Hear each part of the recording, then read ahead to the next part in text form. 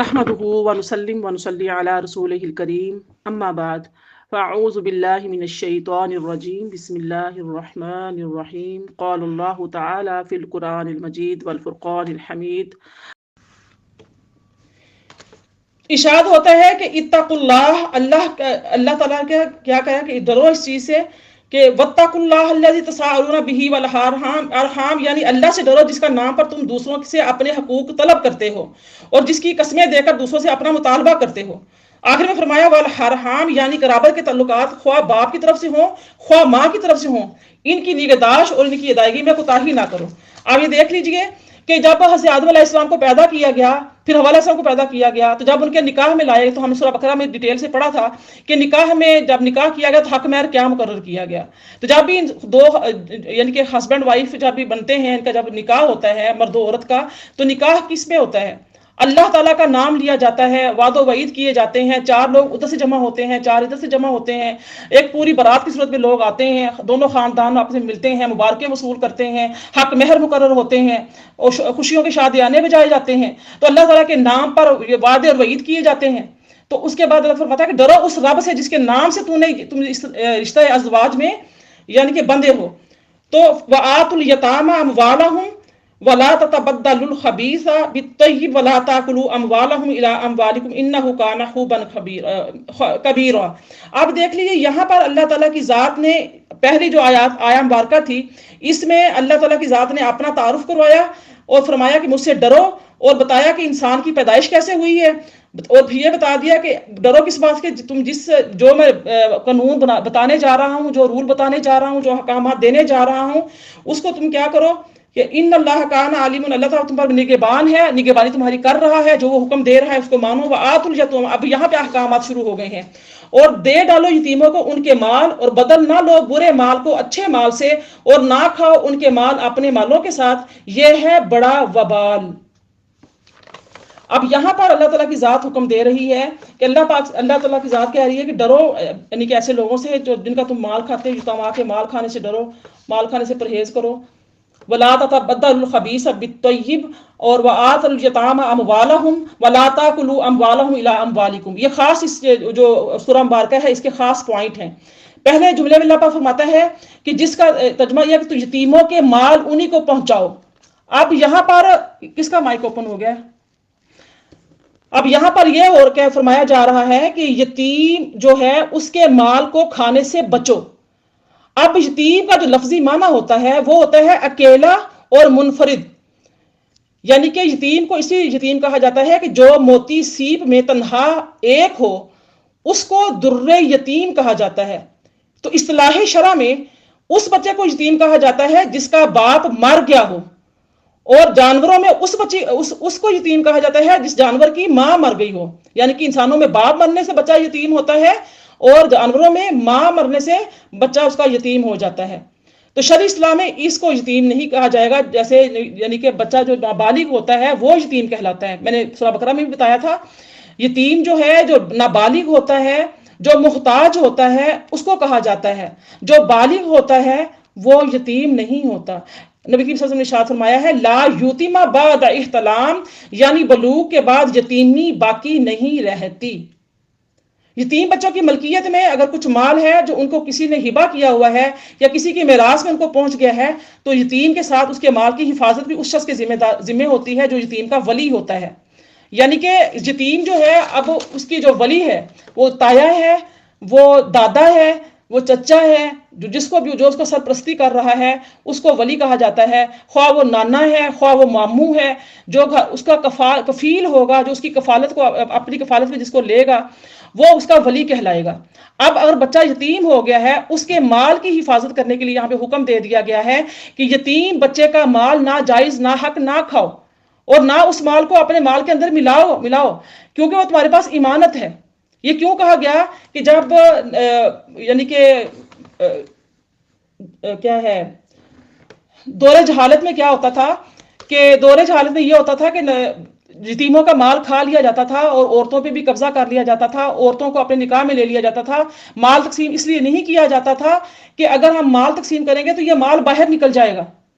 تو اپنے قبضے میں لے لیا جاتا تھا۔ تو اس لیے یہاں پر یعنی کہ فرما دیا گیا کہ آپ ایسا یہ چیز نہ کرو اور مکس نہ کرو. وَلَا تَتَبَدَّلُوا الْخَبِيثَ بِالطَّيِّبِ، یہ بات بھی بتا دی گئی کہ یعنی اچھی چیز کا بری چیز سے تبادلہ مت کرو. بعض لوگ ایسا کرتے تھے کہ یتیم کا مال کی تعداد تو محفوظ رکھتے تھے، تعداد اتنی ہے محفوظ رکھی، یعنی کہ فرض کرے کسی کی زمین ہے، پلاٹ ہے، 5 مرلے کا ہے، 10 مرلے کا ہے، کوئی ایک بڑا گھر ہے، کوئی اچھی گاڑی ہے، کچھ بھی ہے، لیکن وہ گاڑی تو محفوظ رہی، سامان تو محفوظ رہا، چیز تو محفوظ رہی، لیکن بری چیز سے بدل دی. شہر کا پلاٹ جو تھا، شہر کا پلاٹ پہ آپ قبضہ کر لیا اور گاؤں میں دے دیا، کسی اور جگہ پہ دے دیا. اچھی گاڑی خود رکھ لی اور بری گاڑی اس کو دے دی. یا کوئی بھی چیز ایسی ہے جو زیورات ہے، کچھ بھی ایسا مال ہے، کچھ بھی، تو کیا کیا بدل دیا. یہاں پر فرما دیا گیا وَلَا تَتَبَدَّلُوا الْخَبِيثَ بِالطَّيِّبِ، یعنی اچھی چیز بری چیز سے تبادلہ مت کرو. یتیم کے مال کی تعداد تو محفوظ رکھو اور اس کی چیز کو بدل دو. یہ چیز بھی اللہ تعالیٰ کی ذات نے فرمایا کہ یہ بہت چیز خراب ہے اور یہ حرام ہے. وَلَا تَأْكُلُوا أَمْوَالَهُمْ إِلَىٰ أَمْوَالِكُمْ، یتیموں کے مال کو اپنے مال میں ملا کر نہ کھاؤ. یہ بھی منع کر دیا گیا ہے کہ اس کا مقصد تو یتیم کو مال جو ہے وہ ناجائز طور پر کھا جانے کی ممانعت ہے، خواہ اپنے مال میں ملا کر کھایا جائے یا علیحدہ رکھ کر کھایا جائے. لیکن عام طور پر کیا ہوتا ہے، عام طور پر یہ ہوتا ہے کہ یتیموں کا مال اپنے مال میں شامل رکھا جاتا ہے، اس میں خود بھی کھاتے ہیں اور یتیم کو بھی کھلاتے ہیں. اب وہ تو آج کل جیسے معاشرہ چل رہا ہے، اللہ ماشاء اللہ، میں اس پہ بات نہیں کروں گی، یتیموں کو تو ایسے دھکے دے کے باہر نکال دیا جاتا ہے. جیسے ادھر اس کو عورت کو بیچاری کو، بیوہ کو تو عدت بھی پوری کرنے نہیں دی جاتی کہ وہ عدت ہی پوری کر لے سکون کے ساتھ، اس کو بس نکالنے کی سازش کیوں کی جاتی ہے کہ یہ اپنا مطالبہ نہ کر لیں، اس اپنا جو اس کا حق ہے وہ حق مانگ نہ لیں، مطالبہ کر نہ لیں. اس لیے کیا ہوتا ہے کہ پہلی ہی فرصت میں اس کو، بیوہ کو عدت پوری کرنے سے پہلے ہی اس کو گھر سے نکال دیا جاتا ہے. ایسے حالات پیدا کیے جاتے ہیں کہ یہ نحس ہے، ہمارا بیٹا کھا گئی، وہ کر گئی، پتہ نہیں کیا کہ الزام، بہتان، یہ سب کیا جاتا ہے. تو اس لیے یتیموں کے مال کو ملا کر کھانے سے بھی منع کر دیا گیا اور یتیموں کے مال کو دوسرے مال میں بدلنا وہ بھی منع کر دیا گیا. فرمایا کہ لا تاکلوا، نہ کھاؤ تم. اب اس میں ہر ناجائز تصرف داخل ہے، لہٰذا یتیم کے مال کو کسی بھی طریقے سے ناجائز طور پر خرچ کرنا حرام ہے. پھر اس آیت کے آخری جملے میں ارشاد فرمایا انہ کان حوبا کبیرا. لفظ جو حوب ہے، یہ سے ابن عباس رضی اللہ تعالیٰ عنہما فرماتے ہیں کہ یہ حبشی زبان کا لفظ ہے. اس کا معنی ہے بڑا گناہ. عربی زبان میں بھی یہ لفظ اس کا معنی میں بولا جاتا ہے، یعنی مال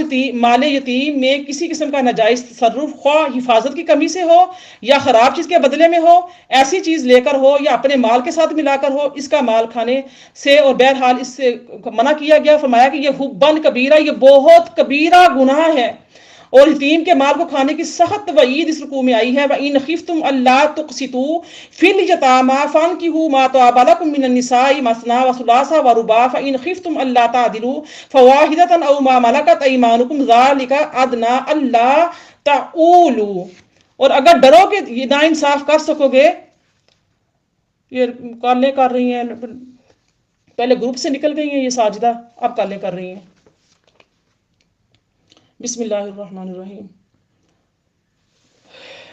اور اگر ڈرو کہ ناانصاف کر سکو گے یتیم لڑکیوں کے حق میں تو نکاح کر لو. جو عورتیں تم کو خوش آئیں، جو تجھے ہوں تو ان کو آپ نکاح کر لو، 2 3 3 4 6. پھر اگر ڈرو کہ ان میں انصاف نہ کر سکو گے تو ایک ہی نکاح کرو، یا لونڈی جو اپنا مال ہے اس میں امید ہے کہ ایک طرف نہ جھکو گے. اب یہاں پر جو ہے یتیموں کا حق بھی بیان کر دیا گیا اور آگے نکاح کر بھی، کیونکہ وہ نکاح کرنے نہیں دیا کرتے تھے عورتوں کو، اپنی باندیاں بنا کے رکھتے تھے، گھروں میں رکھتے تھے، صرف کیا کہ مال ہے، اسباب ہے، گھر سے باہر چلا جائے گا، یا تو ظلم کرتے تھے، گھروں سے نکال دیتے تھے، اور پھر یا کیا کرتے تھے، ان کو جانے ہی نہیں دیا جاتا تھا. تو یہ زمانہ جاہلیت میں ایسا ہوتا تھا کہ جن لوگوں کی ولایت میں یتیم لڑکیاں ہوتی تھیں، جو شکل و صورت سے اچھی ہوتی تھیں، تو ان کی ملکیت میں کوئی مال جائیداد ہوتا تو ان کے اولیاء ایسا کرتے تھے کہ خود ان سے نکاح کرتے یا اپنی اولاد سے ان کا نکاح کر دیتے.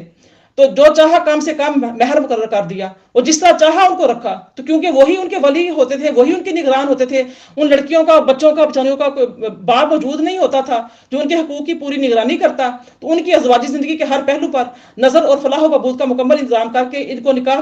کرنے کا فرما دیا گیا. صحیح بخاری میں کہ عائشہ صدیقہ فرماتی ہیں کہ عہد رسالت میں ایک ایسا ہی واقعہ پیش آیا کہ ایک شخص کی ولایت میں ایک یتیم لڑکی تھی اور اس کا ایک باغ تھا. جس میں یہ لڑکی بھی شریک تھی، اس شخص نے اس یتیم لڑکی سے خود اپنا نکاح کر لیا، اور بجائے اس کے کہ اپنے پاس سے مہر دیتا تو کیا کیا، مہر بھی نہیں دیا اور اس کے باپ پر بھی قبضہ بھی کر لیا۔ تو اس لیے پھر یہ آیت نازل ہوئی وَإِنْ خِفْتُمْ أَلَّا تُقْسِطُوا فِي الْيَتَامَىٰ فَانكِحُوا مَا طَابَ لَكُم مِّنَ النِّسَاءِ، یعنی اگر تمہیں یہ خطرہ ہو کہ تم یتیم لڑکیوں کے ساتھ خود اپنا نکاح کرنے میں تم انصاف پر قائم نہیں رہو گے بلکہ ان کی حق تلفی ہو جائے گی، تو تمہارے لیے دوسری عورتیں جو ہیں وہ بہت ہیں، ان میں سے تم جا کے نکاح کر لو اور اپنی پسند سے کر لو، لیکن ان کے ساتھ یہ ظلم نہ کرو۔ تو یہ منع کر دیا گیا ہے کہ ایسے یہ چیزیں جو ہیں یہ نہ کی جائیں جو کہ شریعت کو پسند نہیں ہے۔ پھر فرمایا کہ تم 2 2 3 3 4 4 کر لو۔ آیت میں توبہ کا لفظ آیا ہے، تو حضرت حسن بصری جو ہیں ابن جبیر رحمۃ اللہ علیہ اور ابن مالک نے ما طابہ کی تفسیر میں ما حلہ سے فرمائی ہے، یعنی کہ جو عورتیں تمہارے لیے حلال ہیں ان کے ساتھ تم نکاح کرو۔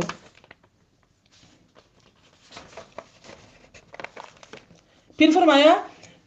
4 بیویوں تک کی اجازت دی، فَإِنْ خِفْتُمْ أَلَّا تَعْدِلُوا فَوَاحِدَةً أَوْ مَا مَلَكَتْ أَيْمَانُكُمْ، یعنی اگر تم اس کا خوف ہو کہ عدل نہ کر سکو گے تو ایک ہی بیوی پر بس کرو۔ یہ نہیں فرمایا جو مردوں نے پکڑ لیا نا بات کہ ہم 4 4 کر سکتے ہیں تو عورتیں بڑا ڈر جاتی ہیں، پریشان ہو جاتی ہیں، پتہ نہیں کیا ہو جائے گا، ہمارا بندہ کو شادی کاری نہیں ہے، اللہ نے ان کو حکم دے دیا ہے۔ اللہ پاک نے ساتھ یہ قید لگا دی ہے کہ اگر تم انصاف کر سکو تو کرو، اگر تم انصاف نہیں کرو گے تو پھر کوئی ضرورت نہیں ہے کرنے کی۔ حضرت جویریہ رضی اللہ تعالیٰ عنہ ایک جہاد میں قید ہو کر آئی تھی، تو دوسرے قیدیوں کی طرح یہ بھی تقسیم ہو گئی تھیں، تو جو ہیں ثابت بن قیس یعنی کہ چچا زاد بھائی تھے، تو ان کے حصے کو ان کو لگا دیا گیا، لیکن انہوں نے اپنے آقا سے اس طرح معاملہ کر لیا کہ اتنا مال تم کو دے دوں گی، مجھے آزاد کر دو۔ تو یہ معاملہ جب نبی کریم صلی اللہ علیہ وسلم کے پاس آیا تو آپ صلی اللہ علیہ وسلم جب وہ آپ کے پاس آئیں اور مالی امداد چاہی تو آپ نے نکاح کر لوں، انہوں نے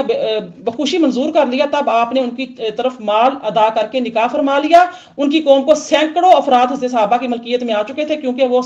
سب لوگ قیدی ہو کر آئے تھے۔ جب صحابہ کو پتہ چلا کہ جویریہ آپ کی نکاح میں آ گئی ہیں تو آپ صلی اللہ علیہ وسلم نے ان کے احترام کے پیش نظر سب سے اپنے اپنے غلام باندی آزاد کروا دیے۔ تو یہاں پر زمانہ جاہلیت میں یہ ظلم ہوتا تھا کہ ایک شخص کی کئی کی بیویاں ہوتی تھیں، اور جس کا ذکر چند حدیث کے حوالے سے ہم یعنی کہ آتا رہتا ہے کہ اللہ قرآن پاک میں اللہ نے فرمایا کہ بے شک تم 4 عورتوں سے نکاح کرو، تمہیں اجازت ہے، اور اس کے اندر جو نکاح کیے جائیں وہ صحیح اور جائز ہونے چاہیے، لیکن متعدد بیویاں ہونے کی صورت میں ان میں عدل و مساوات قائم رکھنا تمہارے اوپر واجب ہے، اور اس کے خلاف کرنا کبیرہ گناہ ہے۔ نبی کریم صلی اللہ علیہ وآلہ وسلم نے سب بیویوں کے دار، اگر ہم کہیں کہ جن نبی صلی اللہ علیہ وسلم تو اتنی شادیاں کی ہوئی تھیں، لیکن آپ صلی اللہ علیہ وآلہ وسلم نے، آپ کا خاصہ تھا، آپ اللہ کے محبوب تھے اور اللہ پاک کے حکم سے کی، آپ صلی اللہ علیہ وآلہ وسلم جو ہیں وہ تمام اپنی بیویوں کے ساتھ مساوات کرتے تھے، عدل و انصاف کے ساتھ رہتے تھے۔ تو البتہ یہاں پہ فرمایا جا رہا ہے کہ مساوات ان امور میں ضروری ہیں جو انسان کے اختیار میں ہیں، مثلا جو ہے نفقہ ہے، کھانا پینا ہے، اس میں برابری ہے، شب باشی ہوتی ہے اس میں برابری ہے، اور پھر جو انسان کے اپنے اختیار کے اندر ہے وہ اس میں برابری ہے، لیکن اگر دل کا جو میلان ہے اس میں فرق آتا ہے تو اس میں پکڑ نہیں ہے، کیونکہ ہمیں یہ حدیث مبارکہ ملتی ہے کہ نبی کریم صلی اللہ علیہ وآلہ وسلم نے یعنی کہ یہ معاملہ جو مساوات کا تھا، برابری کا تھا، اللہ تعالیٰ کی بارگاہ میں عرض کیا اللہم ھذا قسمی فیما املک فلا تلمنی فیما تملک ولا املک، یا اللہ یہ میری برابر والی تقسیم ہے، یعنی کہ عائشہ صدیقہ کے رضی اللہ تعالی عنہ کیا جو دلی ملان نبی صلی اللہ علیہ وسلم کا تھا وہ ان کی تو زیادہ تھا، تو فرمایا ان چیزوں میں جو میرے اختیار میں ہے، اب وہ چیز جو آپ کے قبضہ میں ہے میرے اختیار میں نہیں ہے، اس پر مجھے مواخذہ نہ کرنا، وَلَن تَسْتَطِيعُوا أَن تَعْدِلُوا بَيْنَ النِّسَاءِ، عورتوں کے درمیان تم پوری برابری ہرگز نہیں کر سکو گے۔ منع فرما دیا، یہ نہیں کہ میں شادی کر سکتا، مجھے اللہ نے حکم دیا، مجھے اللہ نے اجازت دی، میں شادی کر سکتا ہوں، ایک تم سنبھال نہیں سکتے، دوسری تم شادی کرو گے۔ ارشاد فرمایا وَآتُوا النِّسَاءَ صَدُقَاتِهِنَّ نِحْلَةً فَإِن طِبْنَ لَكُمْ عَن شَيْءٍ مِّنْهُ نَفْسًا فَكُلُوهُ هَنِيئًا مَرِيئًا، دے ڈالو عورتوں کو مہر ان کے خوشی خوشی، پھر اگر وہ اس میں سے کچھ چھوڑ دیں تم کو تو اپنی خوشی سے اس کو کھاؤ، خوش ہو کر جتنا تم کھا سکتے ہو، کھاؤ پیو، آپس میں مل جل کے کھاؤ پیو۔ اب یہاں پر اس ظلم کا ازالہ یعنی کہ کیا جا رہا ہے اس لفظ نحلہ سے، نہلا کہتے ہیں کہ اس دینے کو کہتے ہیں جو خوش دلی کے ساتھ دیا جائے، یعنی کہ عورت کے اوپر اللہ کی ذات نے حق مہر مقرر کیا ہے، لیکن نیت یہ رکھنی کہ ٹھیک ہے شوخیاں مار کے بڑا بڑا حق مہر لکھوا دینا، اور دل میں کیا ہوگا نیت کی معاف کروا لوں گا یا دوں گا ہی نہیں، دیکھی جائے گی زندگی میں تو اب آ ہی گئی ہے، جب ہو گے تو دیکھی جائے گی، اب وہ بیچاری اپنا گھر بسانے کے چکر میں بولتی نہیں ہے منہ سے۔ تو یہاں پر حکم دیا جا رہا ہے کہ بہت سے جو شوہر ہیں یہ سمجھ کر کہ بیوی کو ان سے مجبور ہے، مخالفت نہیں کر سکتی، دباؤ ڈال کر ان سے مہر معاف کرا لیتے ہیں، تو جس سے در حقیقت معافی نہیں ہوتی، مگر وہ سمجھ کر بے فکر ہو جاتے ہیں کہ مہر معاف ہو گیا ہے۔ اگر عورت بے دلی سے اور معاف کرتی ہے، مجبوری سے معاف کرتی ہے، وہ کہتی ہے کہ مجھے مطلب کہ اگر میں نے حق مہر کا مطالبہ کیا تو رشتہ دار کیا کہیں گے، نیا نیا سسرال ہے، شوہر کے دل میں جگہ نہیں بنے گی، تو وہ جو چیز ہے وہ بالکل معاف ہوتی ہی نہیں ہے، کیونکہ یہ چیزیں اللہ تعالیٰ نے مقرر کی ہیں۔ اس لیے اللہ تعالیٰ نے شروع میں ہی بتا دیا کہ اتقوا اللہ، اللہ سے ڈرو، وہ اللہ جس نے تمہیں پیدا کیا ہے، ربکم الذی خلقکم، وہ رب جس نے تم سب کو پیدا کیا ہے، اس رب سے ڈرو، یہ اس کے حدود ہیں، وہ یہ یعنی کہ بیان کر رہا ہے کہ اپنی یعنی کہ نکاح میں لاؤ تو حق مہر مقرر کرو، اور حق مہر مقرر ہی نہیں کرنا، اس کی ادائیگی کرو۔ تو اگر تمہیں ادائیگی نہیں کرتے ہو، دل میں یہ نیچے رکھتے ہو، ایسے ارادے رکھتے ہو، فَإِن تِبْنَ لَكُمْ عَنْ شَيْءٍ مِّنْهُ نَفْسًا فَكُلُوهُ هَنِيئًا مَرِيًّا، یعنی اگر وہ عورتیں خوش دلی کے ساتھ اپنے مہر کا کوئی حصہ تمہیں دے دیں تو تم اس کو کھا سکتے ہو، تمہارے لیے وہ مبارک ہے۔ مطلب یہ کہ جبرن، کراہن اور دباؤ کے ذریعے معافی حاصل کرنا تو کوئی چیز نہیں ہے، اس سے کوئی کچھ معاف نہیں ہوتا۔ الا لا تظلموا، الا لا يحل مال امرئ الا بطيب نفس منه، مشکاشف کی حدیث ہے، خبردار ظلم نہ کرو، اور اچھی طرح سے سمجھ لو کہ کسی شخص کا مال دوسرے شخص کے لیے حلال نہیں ہے جب تک کہ اس کے نفس کی خوشی نہ حاصل ہو، نفس کی خوشی حاصل نہ ہو۔ اور عورت جو ہے نا وہ اپنے میکے میں آ کے کہتی ہے میں نے معاف کر دیا، میں کیا کرنا ہے ماں لے کر، کیا ضرورت ہے لینے کی، دفعہ کرو، چھوڑو، کیا جب شادی ہو گئی ہے، ٹھیک ہے، وہ دل میں ناراض، سہیلیوں سے کہتی نہیں بس کیا مجھے اس نے دیا نہیں، میں نے معاف کر دیا، ابھی تو نہیں دیا اس نے مجھے، یا آدھا دیا ہے، یا مجھے معاف کرنے کا مطالبہ کر دیا ہے۔ تو یہاں پر کیا ہے کہ حلال نہیں ہے جب تک کہ اس کے نفس کی خوشی حاصل نہ ہو۔ تو یہ اللہ تعالیٰ کی ذات نے ایک بہت بڑا اصول بیان فرما دیا ہے کہ دور حاضر میں چونکہ عورتیں یہ سمجھتی ہیں کہ مہر ملنے والا نہیں ہے، اگر سوال کروں گی یا معاف نہ کروں گی تو بد دلی یا بد مزگی پیدا ہوگی، تو اس لیے بادل خواستہ معاف کر دیتی ہوں، اس معافی کا کوئی اعتبار نہیں ہے، یہ میرا اور آپ کا رب فرما رہا ہے۔ ہنیئن، یہ یعنی کہ اس میں اس چیز کو کہتے ہیں جو کسی مشقت و تکلیف کے بغیر حاصل ہو جائے۔ جب یہ طعام کی صفت واقع ہو تو اس کے معنی خوشگوار طعام کے ہوتے ہیں، یعنی ایسا طعام جو کسی مشقت کے بغیر حلق سے اتر جائے اور آسانی سے ہضم ہو کر جزو بدن بن جائے۔ یعنی کہ نکاح کر لیا اور اپنی زندگی میں لے کر آ گئے اور پورے طریقے سے اس سے فائدہ اٹھایا، پورے طریقے سے رنگ رلیاں بنائی، ٹھیک ہے، تو جو اللہ تعالیٰ نے اس کا حق مقرر کیا ہے وہ نہیں، بغیر مشقت کے، بغیر کچھ پیسہ لگائے، بغیر کچھ دیے اس کا حق ادا کیے، رنگ رلیاں منانے کے لیے پوری زندگی میں اس کو بیوی بنا کے لے آئے۔ تو یہ بات وَلَا تُؤْتُوا السُّفَهَاءَ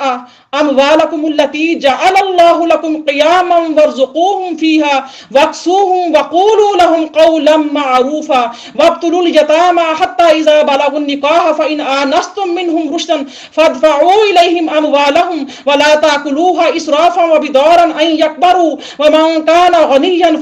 فَلْيَسْتَعْفِفْ وَمَن كَانَ فَقِيرًا فَلْيَأْكُلْ بِالْمَعْرُوفِ فَإِذَا دَفَعْتُمْ إِلَيْهِمْ أَمْوَالَهُمْ فَأَشْهِدُوا عَلَيْهِمْ وَكَفَىٰ بِاللَّهِ حَسِيبًا، اور مت پکڑا دو بے عقلوں کو اپنے وہ مال جن کو بنایا ہے اللہ نے تمہارے گزر بسر کے لیے، اور ان کو اس میں سے کھلاتے اور پہناتے رہو، اور کہو ان سے بات معقول، اور سدھارتے رہو یتیموں کو جب تک وہ پہنچے نکاح کی عمر کو، پھر اگر تم دیکھو اس میں ہوشیاری ہے تو حوالے کر دو ان کے مال ان کے، اور نہ کھاؤ نہ جاؤ یتیموں کے مال ضرورت سے زیادہ اور حاجت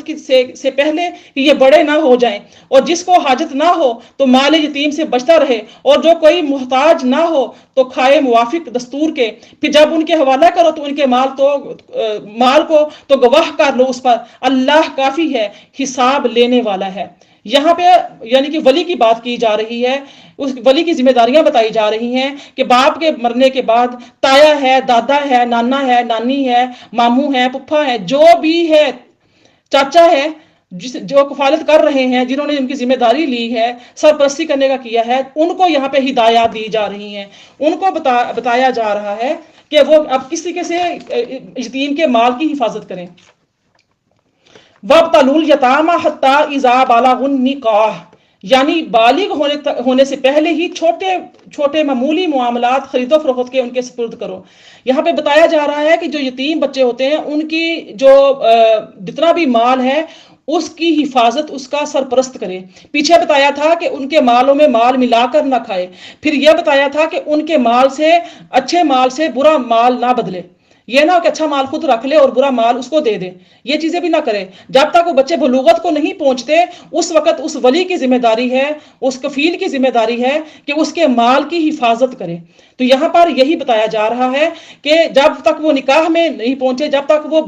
بلوغت کو نہیں پہنچتے، بالغ النکاح، جب تک وہ بلوغت کی عمر کو نہیں پہنچتے، نکاح کی عمر نہیں پہنچتے، تو ان کو کیا کرو؟ ان کے مال کی حفاظت کرو۔ تو وَابْتَلُوا الْيَتَامَى کا بھی یہی مطلب ہے کہ امام ابو حنیفہ فرماتے ہیں کہ نابالغ بچے جو معاملات خرید و فروخت اپنے ولی کی اجازت سے کریں تو وہی صحیح نافذ ہے۔ ولی کی ذمہ داری کیا ہوتی ہے کہ بچے کو تعلیم و تربیت کرے، پڑھائے لکھائے، ان کو اچھی پرورش کرے، اچھے طریقے سے ان کی تربیت کرے۔ جب وہ اس عمر کو پہنچ جائے، یہ بابر گجر بتائیں گے کون ہے؟ کھول دے ذرا مائک اپنا اوپن کر دے، مجھے بہت جسوس ہو رہا ہے۔